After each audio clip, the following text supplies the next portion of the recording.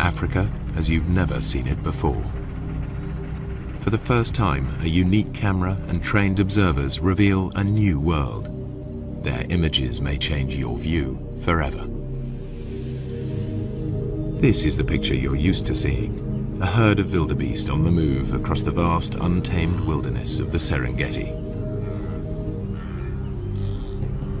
And this, the animal portrayed as the noble king of the beasts, along with his fellow hunting experts, supposedly lording it over their domain.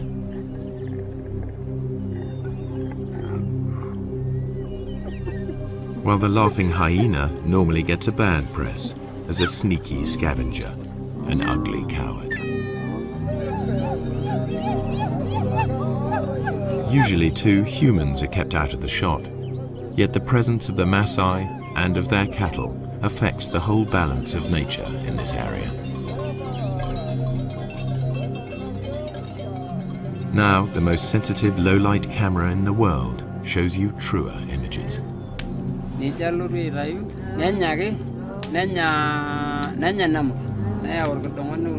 While the Maasai enjoy the warmth of their huts, outside the electronic eye at last turns night into day.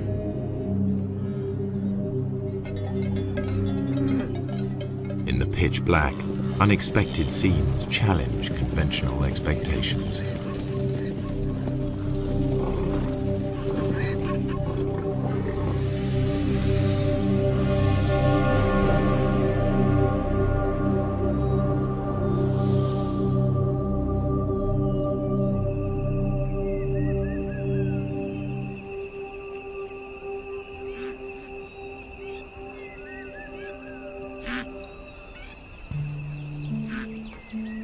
The Serengeti is a complex system of natural relationships, home to 500,000 Thompson's gazelle, 250,000 zebra, and more than 1 million wildebeest.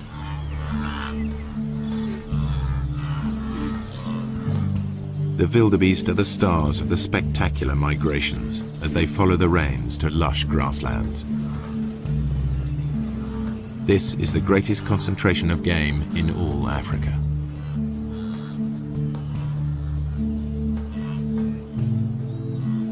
Their numbers attract the top predators, 3,000 lions in numerous prides.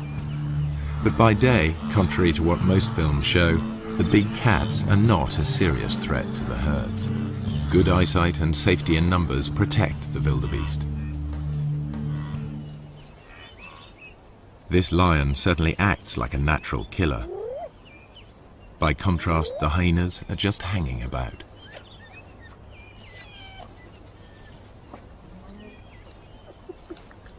In fact, he didn't make the kill. He stole it from more skillful hunters. The blood on their faces proves just who did make the kill. All too often, hyenas are portrayed as light-fingered latecomers. Yet, while the hyenas were feeding, the Prince of Thieves appeared. This is the bit most wildlife films leave out. Lions pinch the hyena's prey. Far from scavenging for a living, 9 times out of 10, hyenas make the kill.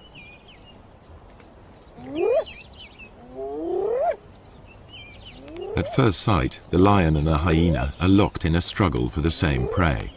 How can the hyenas make a living here at all? Until now, the only images come from filming by day. But lions and hyenas hunt most of their food in the dark. The balance of power is about to shift for everyone here.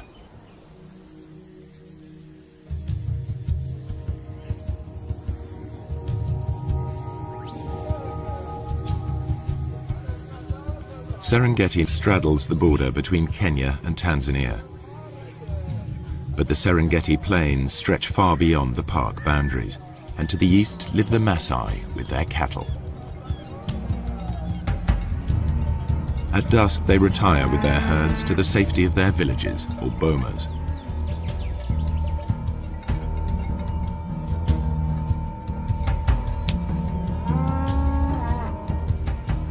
A wall of thorns keeps thieves and attackers away from their cattle and huts.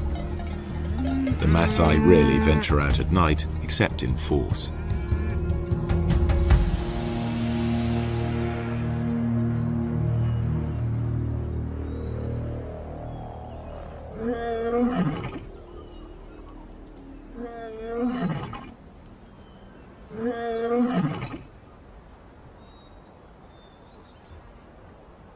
Empty by day, the grazing land suddenly looks rather full, and these cats are not here for a nap.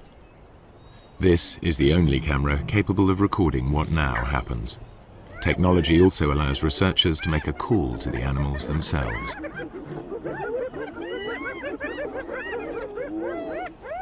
Tom Maddox is counting predators in the Serengeti. He too thought the Maasai land was empty of lions and hyenas, as they're never seen by day. But Tom soon got a shock. Now he prefers to make his observations from the safety of his Land Rover.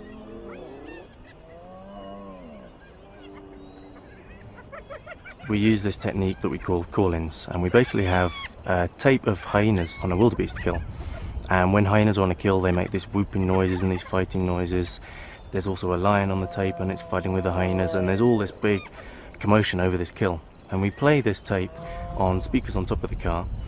And because lions and hyenas both rely on scavenging quite a lot in their diet, when they hear this tape, a lot of them will come in and they'll investigate it, thinking they're going to get a free meal. It was amazing where they come from. They just kind of melt out from the bushes in places you'd never have imagined a lion could have hidden, often quite close to where I was doing the call-in. And then it was equally amazing once the call-in's over, once they decide to go back under cover, usually about the time that the Maasai are starting to come out of the bomas around 7 o'clock. Again, the lions will melt straight back into the bushes. 1 minute the line's there, the next minute it's gone completely, and I know it must be sitting there somewhere, and they're so hard to find again. The ultra-sensitive camera is many times more powerful than Tom's military scope.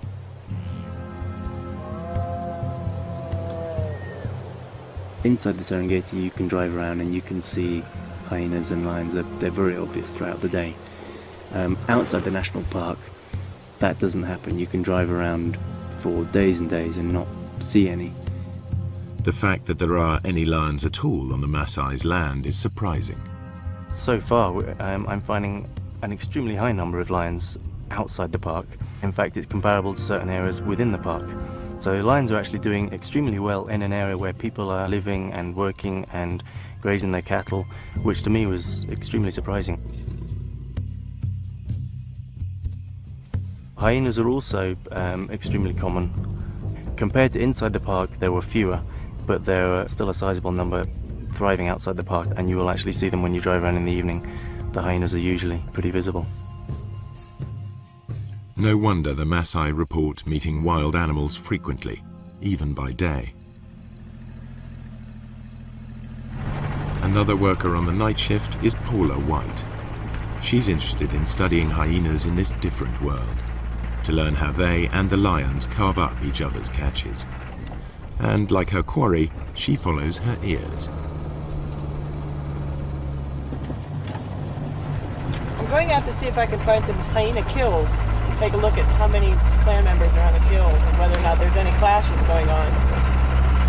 I'll also be looking for lion-hyena interactions because I'm really interested in how the two species interact down here with all the game present, whether or not they're still more likely to steal each other's kills or whether they're more likely to go after a new animal of their own. So what I'd be doing is driving the roads looking for action, and then I'd stop once in a while and listen for sounds of kills, listen for any animals whooping. Sounds travel much further in the cool night air. On a still night, hyenas can hear whooping over 10 kilometers away.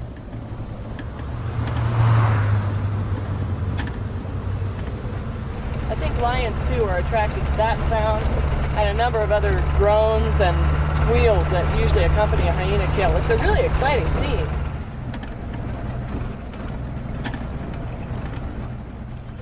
There's a hyena running in front of me on the road right now. And the way he's running, I imagine he's going for a kill, so I'm going to stop and listen right now. What Paula and Tom are seeing leads them to rethink the conventional ideas about hyenas and lions at night and day.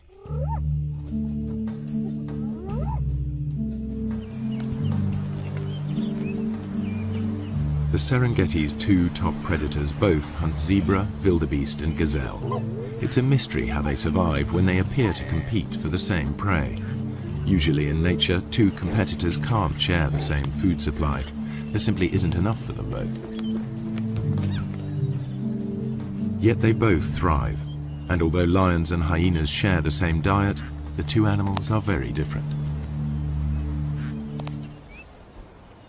The one thing they have in common is that their societies revolve around the females.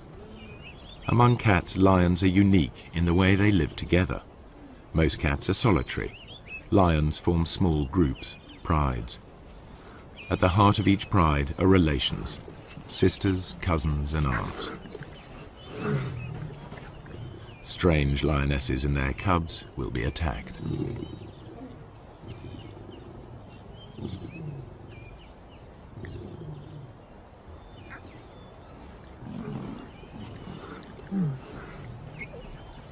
They cooperate to raise cubs. Lionesses will even suckle cubs of other pride members.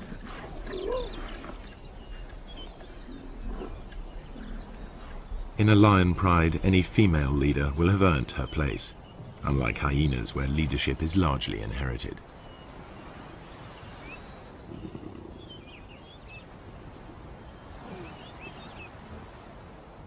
At times the males are absent, at others they hang out with the females.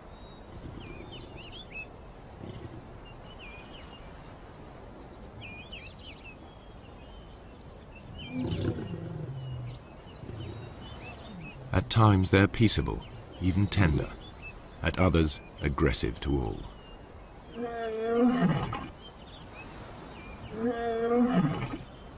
In spite of their smaller size, lionesses not only retaliate, they may even pick fights with the males.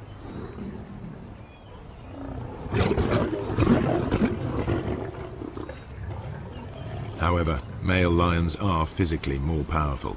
In a test of strength over a kill, the female will come off worse.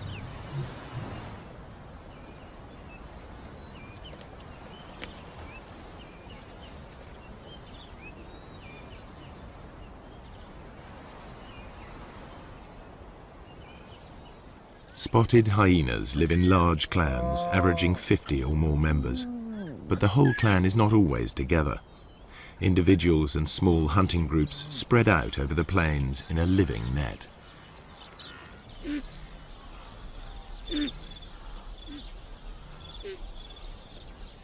In the Serengeti, hyenas usually make dens in abandoned burrows. Here the cubs are easily hidden from lions and other predators. Litters are small, only one or two.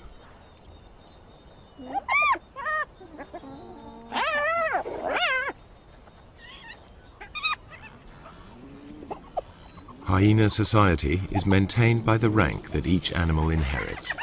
If mum is high-ranking, they'll be high-ranking too, provided they've inherited her strength as well. Females may fight females, but males hardly ever fight amongst themselves, and certainly wouldn't dare attack a female. Clan life is ruled by the females, who are almost a quarter bigger than the males.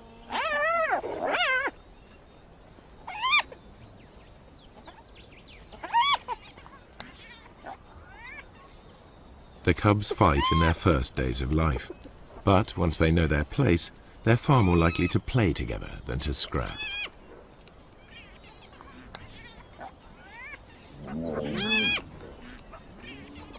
The males can behave as best friends, even if they're members of different clans. Hyenas' behavior is highly complex.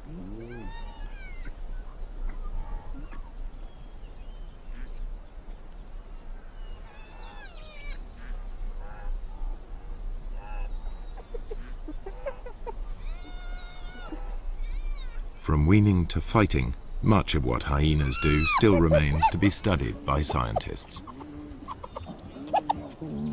Nonetheless, the most marked difference between hyenas and lions is in how they hunt. All animals built for the kill hunt in the same basic sequence. They begin by finding their victims. Next, they single out a target by scanning the herd. Later will come the approach, then the contact, finally the meal.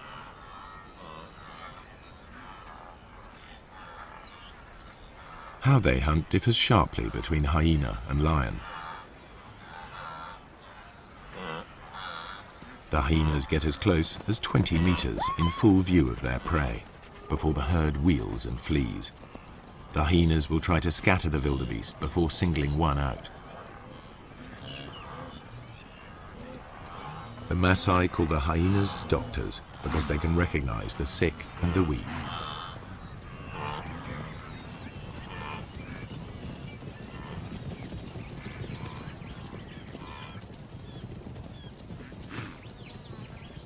They run down their prey like wolves. Hyenas are endurance hunters. Chases can last up to 5 kilometers at full speed.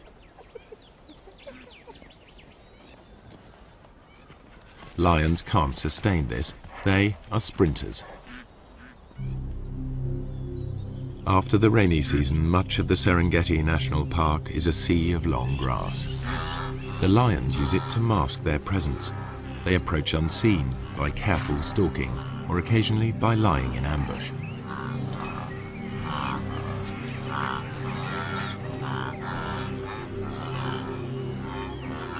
Outside the park, where the Maasai graze their cattle, the grass is shorter.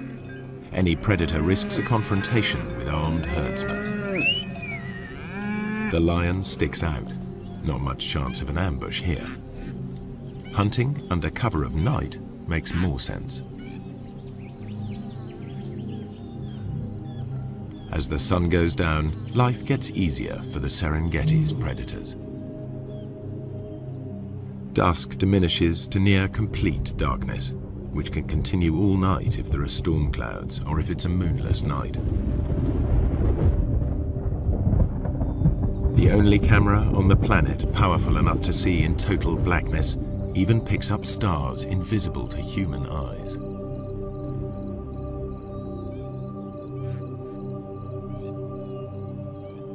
Suddenly, the landscape is illuminated as if by searchlight.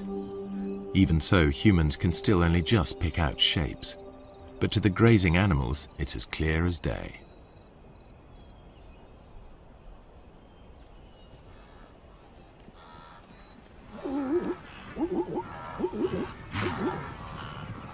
The camera reveals crouching lions invisible to the naked human eye.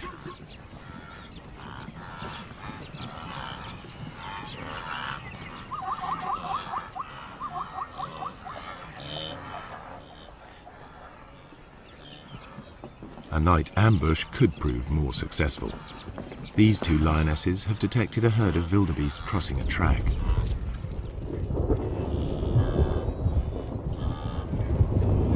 When the moon is up, the lions are limited to the techniques they use by day, stalking and ambushing. But it won't always be so light.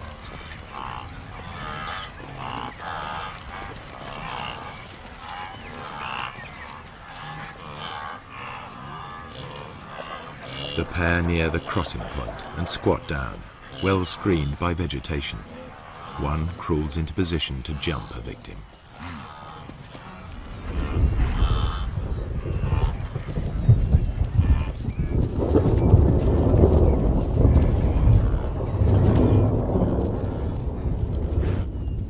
A quick dash and it's soon over.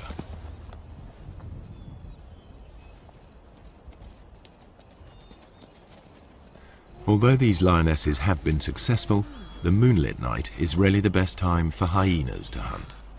The cool of the night air allows them to keep on running, something the easily tired lions cannot do.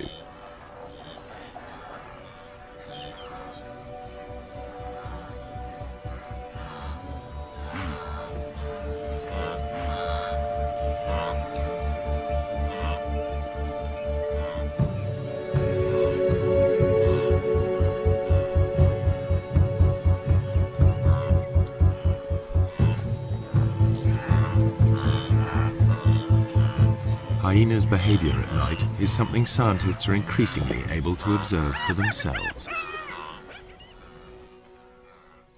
I think I can hear a kill off in the distance, so I'm going to go in that direction. It sounds like there's lions coming in as well.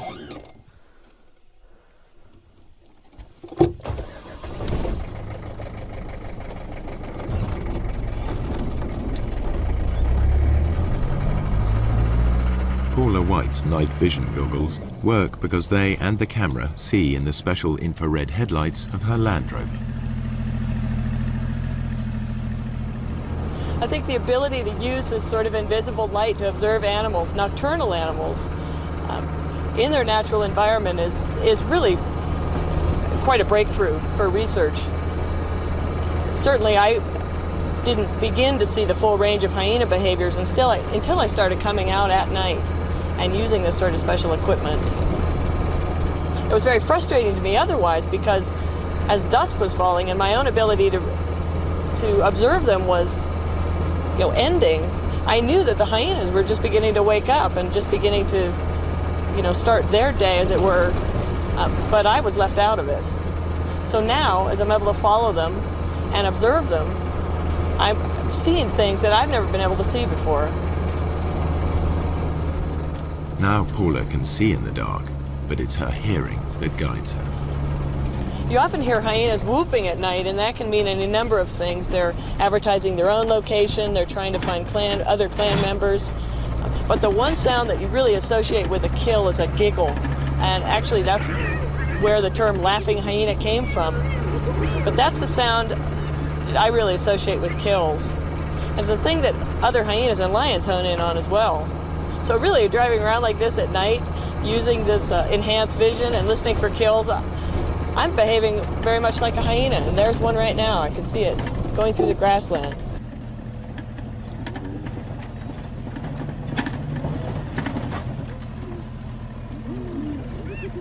A hyena's jaws are among the most powerful of any animal species.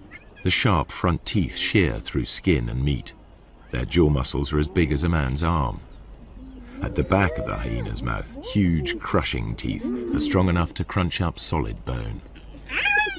Yet it's a remarkably peaceful scene. Male hyenas are nature's gentlemen when it comes to sharing a kill with their clan.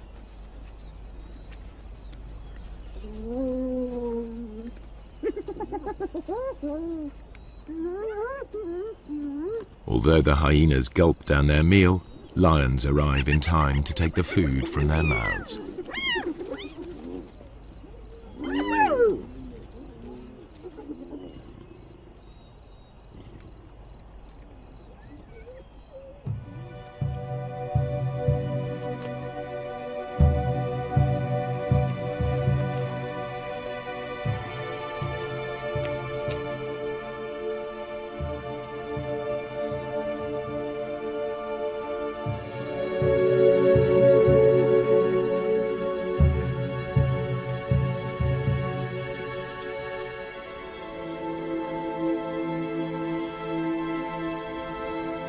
The camera unveils a night world full of animal life. Just how close these animals come to humans astonishes the researchers.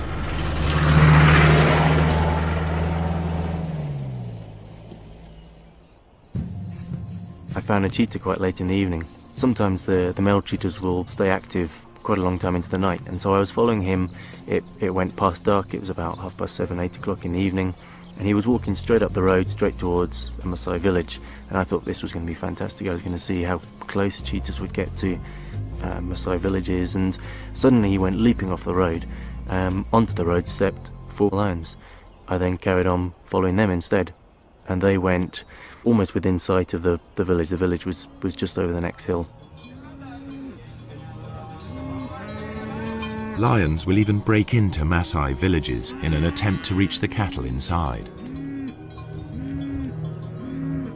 The Maasai mount a defense, but it's dangerous. The balance of power has switched. The nocturnal hunters are in their element.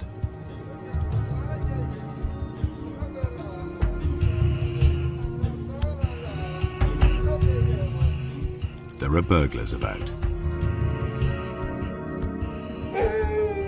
The guard dog is aware of the hyena, but the Maasai will register its shape only dimly.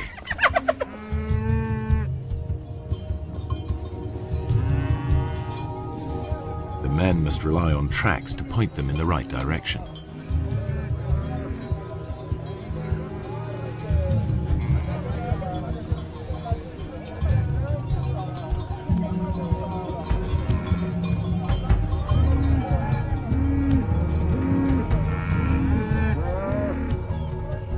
During the attack, a cow was killed and dragged off.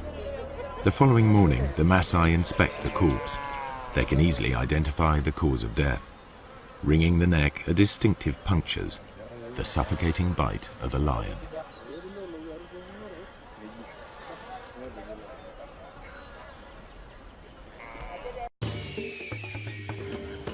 This show was created for you and your family to watch together. Welcome to Nat Geo Wild. The culprit also mauled a warrior. The wounds could quickly become infected. The tribal doctor cleans the site thoroughly, without anesthetic. The Maasai prize suffering without complaint above all.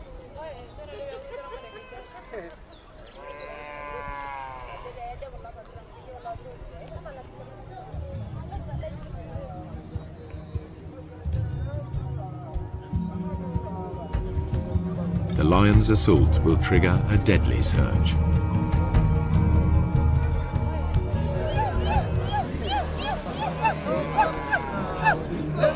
Maasai warriors respond to the alarm.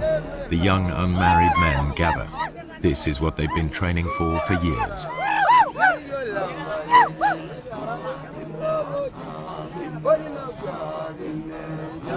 It's the supreme test of their stamina and self-control, and a test of their ability to bear pain without flinching. This is what they've been waiting for just such a chase. Success will give them a passport to adulthood, the chance to find a good wife. Failure will mark them for the rest of their lives. But before they can take part, they need to demonstrate their fitness. The elders will decide who will and won't go.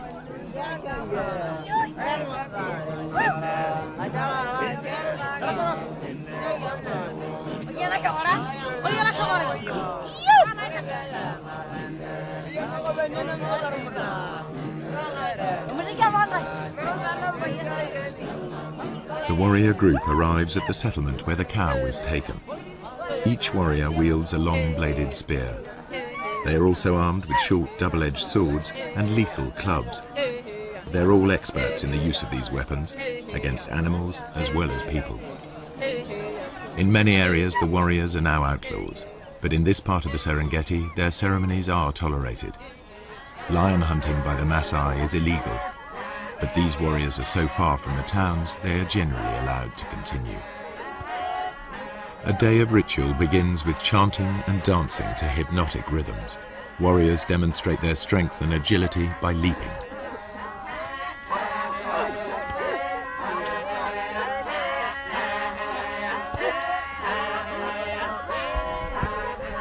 Fueled by intoxicating herbal drinks, they dance into the night.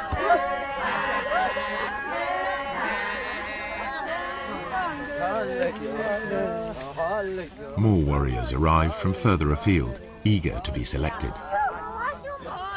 Everyone is in a frenzy of anticipation.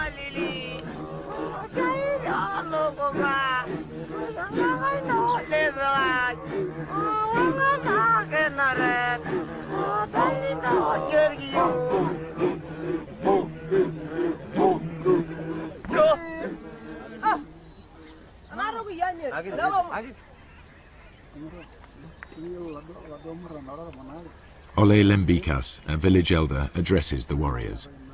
He sobers them by reminding them of the dangers ahead. He tells them to work together, to trust each other, and to return safely. Then he urges them to enjoy the party. It could be their last.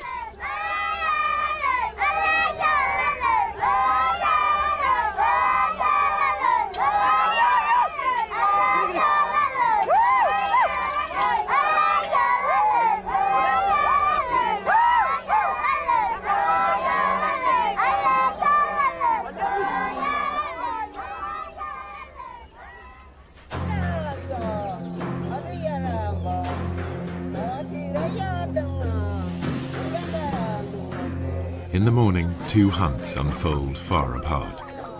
A lone lioness spies out a waterhole. Animal or human, hunters face mortal danger in the coming hours.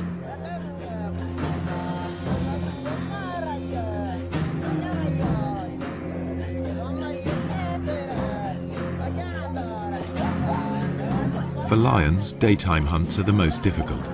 For filmmakers, this is when it's easiest to film, so this is the image that's so often repeated.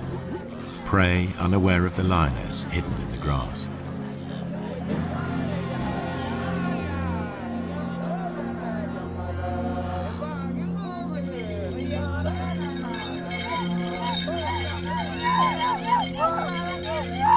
The hunters head for the place where a lioness was seen recently. The one they believe killed the cow.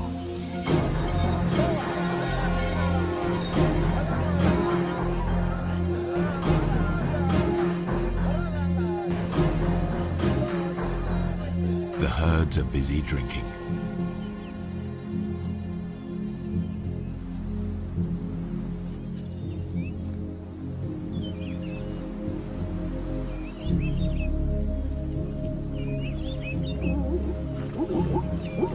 Zebras have keen sight. Their bulging eyes give a wide-angle view of danger.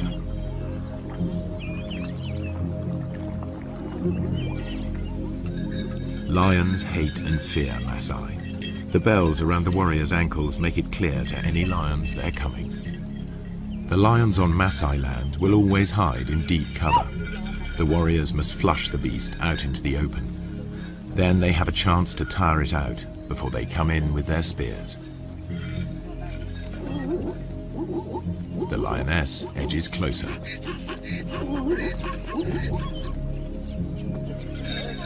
The warriors' search may last all day, covering up to 40 kilometers. The lioness's prey is within 30 meters.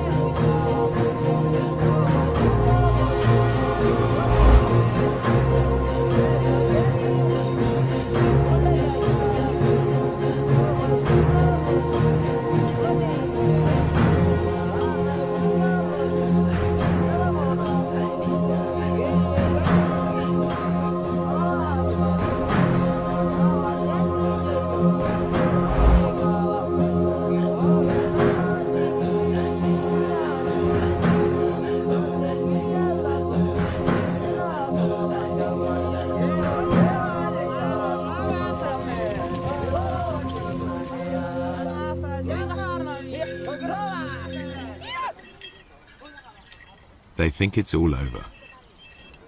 The warriors head back empty-handed.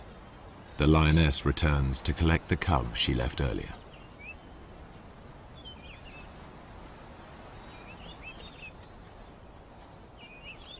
She hid it in long grass nearby, but the chaos of her hunt has attracted members of another pride. This is their patch, and they'll defend it. The mother calls to the youngster. Two other lionesses reach the cub first. They won't tolerate another female's offspring. They'll eliminate it.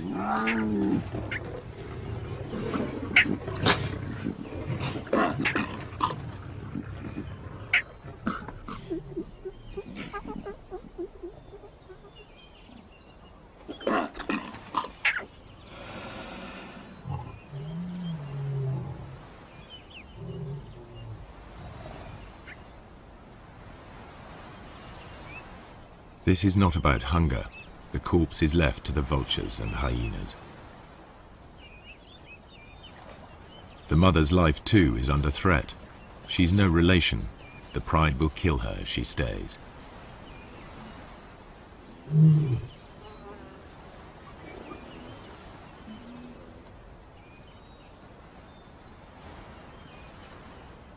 Outnumbered, without a territory of her own, she heads yet further away from the park.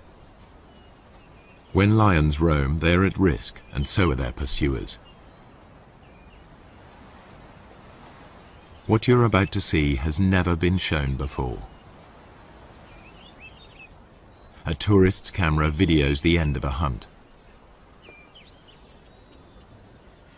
A lion is cornered. There seems no way out.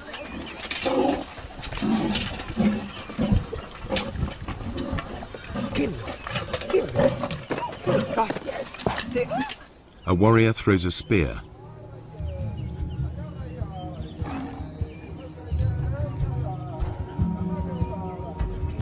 The tables are truly turned. Teeth and claws strike home. The wounded warrior continues, believing the lioness chose him as the weakest. To overcome his shame, he needs to finish her off. But even warrior pride cannot prevent the injured man collapsing into shock.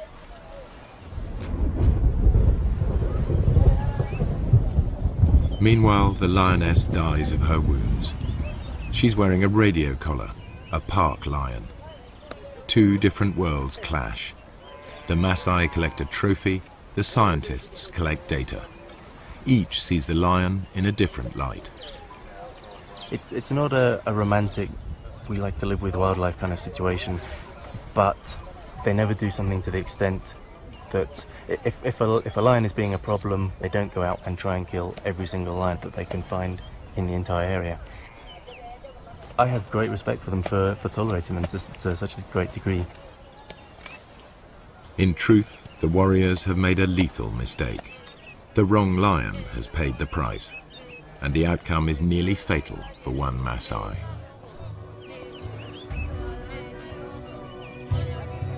Were he to die on the spot, they would give him a warrior's rights and leave his bones to the night and the hyenas.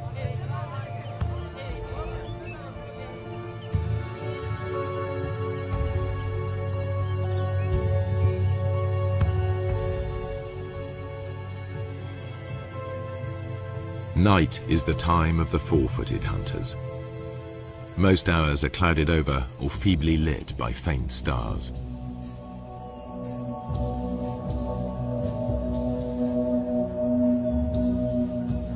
On moonless nights, the Maasai only leave the safety of their bomas in groups.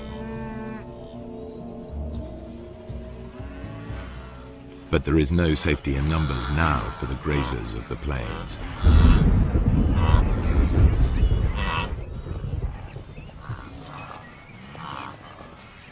The darkest hours of the night see restless action. Animal hunters are about in numbers never seen during the day. Spooked, the herds of wildebeest, zebra and gazelle burst into panicky runs. They fear lions and hyenas are nearby, but only the camera can see them.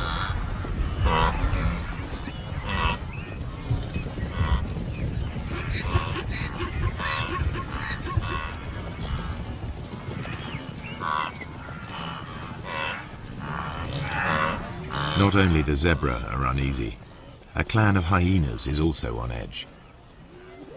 They've made a kill in another clan's territory. It isn't long before one of the owners claims his rights.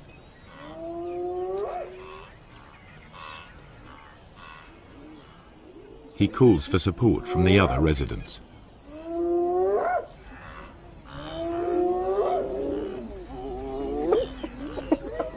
His clan bustles in to drive the invaders away. They bolt the meat while they can. Other threats may arrive to challenge them in turn. They remain watchful. This is truly fast food. The invaders will be back to recapture their meat. You can see this clearly in infrared light. But how do the animals see in these conditions? Like all the animals here, their eyes appear to glow.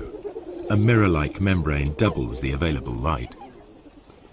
Then their brains enhance the images, filling in the gaps to see detail more clearly. The newcomers soon return in force. The prize seesaws between them until it's all gone. But with so little light, even their superb night vision is challenged. This is as close as you can get to seeing through their eyes. It gives an idea of how they can operate in this dark world.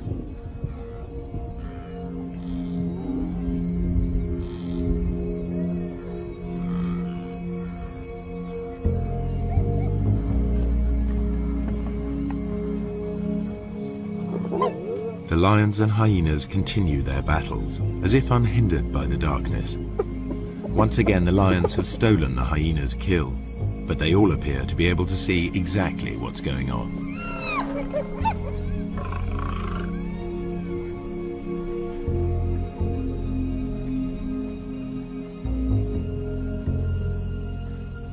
And when the lions go hunting, they do so just as they are. They wander off in the general direction of the sound of herds of animals. To the lions, the herds are almost invisible at any distance, just dull grey smears.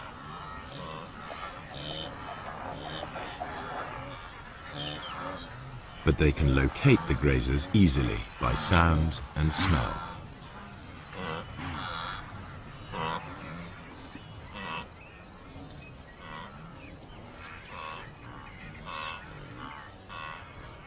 Night is the only time that lions can approach undetected here on the short grass plains.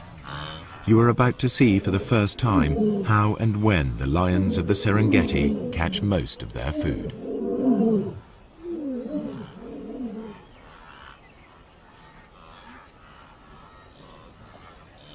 A Tommy dips his head to see whether or not he can see danger silhouetted against the sky.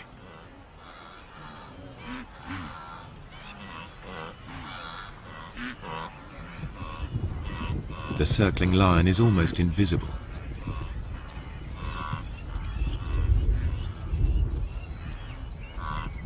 Bathed in infrared light, it stands out.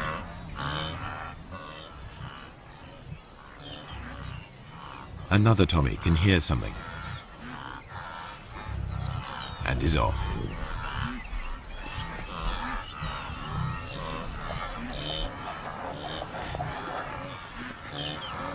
The lion's game plan is always the same. Get close to the herds, then spread out.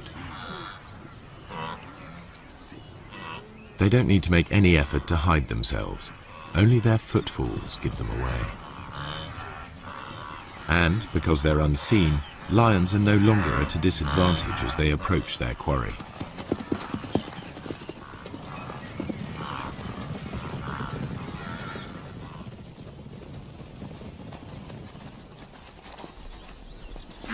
Two young males take a small zebra with ease.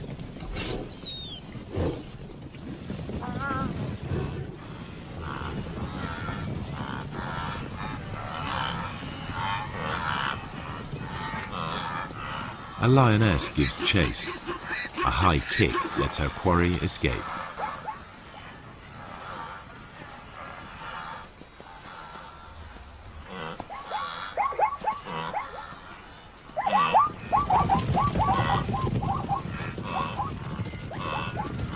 Soon, two lions bring down a fine stallion.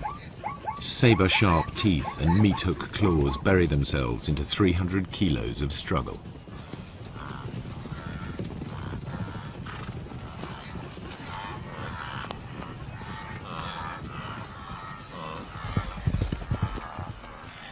One lion grips the throat in a stranglehold, the other prepares to feed. Their ability to keep a grip on their prey in pitch darkness makes the kill possible. Everything the camera has disclosed comes together. The apparent competitors for the same food survive because there are times when one is more successful than the other. The animals hunt in different ways, by day and by night, and in differing light. These unique images show that the relationship between lions and hyenas is more complex than traditional pictures allow. The lions steal kills, and the so-called cowardly hyenas are often merely out to reclaim their prey.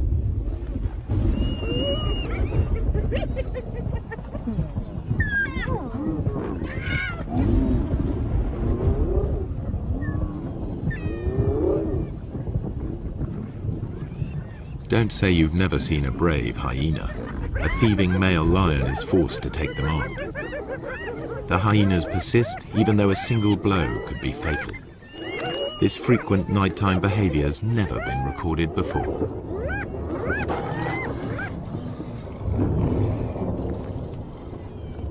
There's much more going on in the dark than people have realized, and there must be many more secrets still to be revealed.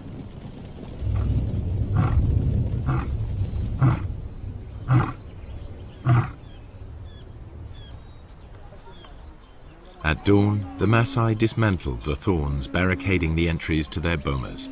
No lions or hyenas are to be seen outside. The killing fields of the night are transformed into places where cattle may safely graze.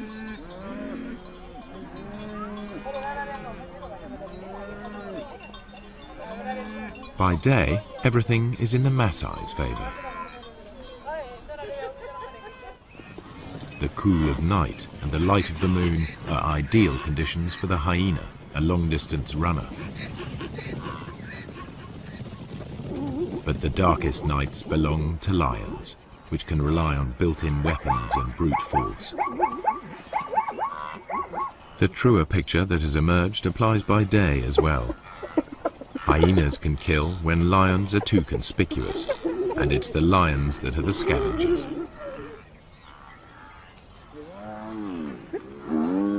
In the end, they don't so much compete as coexist, hunting in different ways and at different times.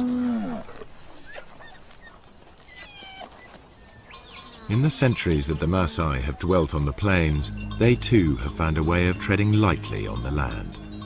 Now, droughts and overpopulation bring challenges to their old ways.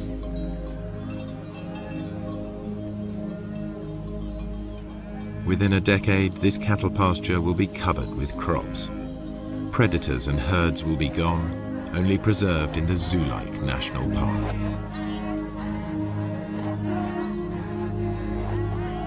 The warriors will step back into history, their culture bartered for bit parts in conservation and tourism.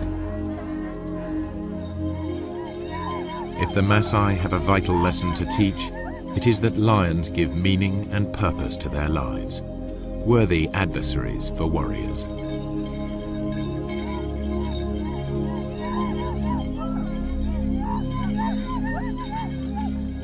Their spears are already being beaten into plowshares. A patchwork of fields is appearing. Soon, fences will spring up. Nature's carefully crafted balance of power will be upset, animals and people in conflict. The picture that emerges may be starker, but it is more realistic. And never again will you be taken in by that well-groomed imposter posing as the king of the beasts.